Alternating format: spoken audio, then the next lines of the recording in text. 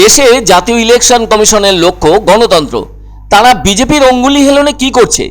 এদিনটি জাতীয় কালা দিবসের ডাক দিয়েছেন তৃণমূলের second in command Abhishek Bandyopadhyay.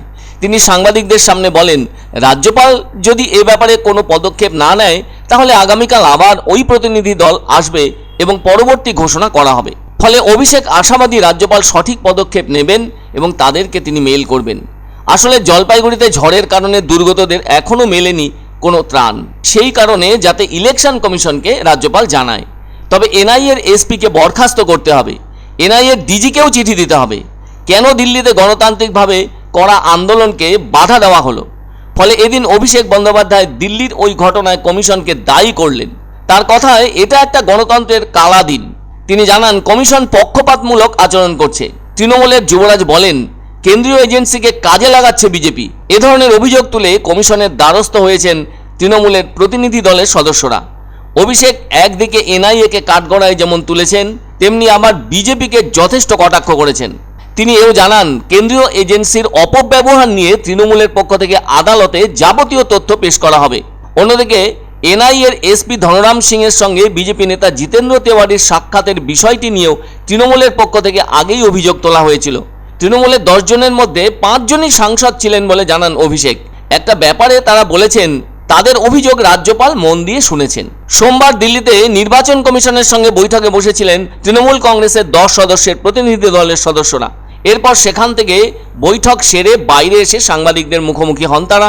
এরপর নির্বাচন কমিশনের দপ্তরের সামনে 24 ঘন্টা ধর্ণা কর্মসূচি পালনের কথা ঘোষণা করেন। কমিশনের ভবনের সামনেই বসে পড়েন দোলা সেন, সাকেত গোখেলরা।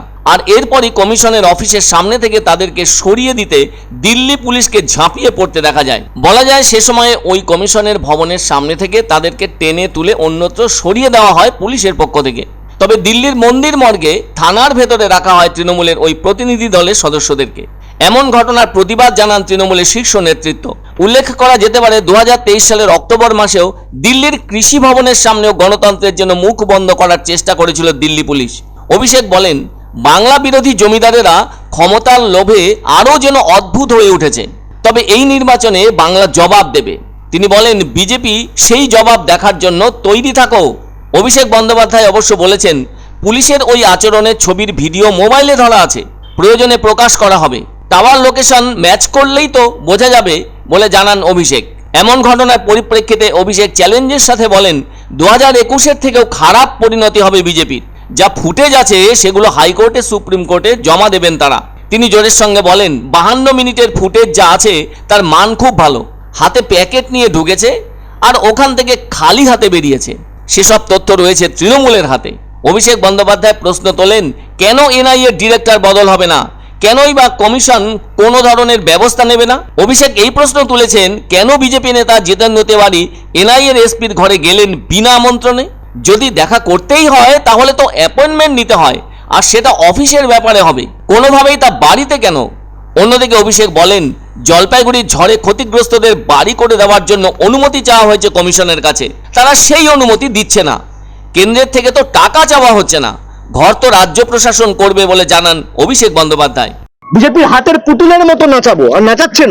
আর সেই ইলেকশন কমিশন, যে ভারতের গর্ব, গণতন্ত্র রক্ষার্থে প্রতিদিন, প্রতিবার, প্রতি নির্বাচনের সময় অগ্রণী ভূমিকা পালন করেছে নির্ভীকভাবে, সেই ইলেকশন কমিশন আজকে ভারতীয় জনতা পার্টির সরকারের কাছে বশ্যতা স্বীকার করেছে, মেরুদণ্ড বিক্রি করে দিয়েছে।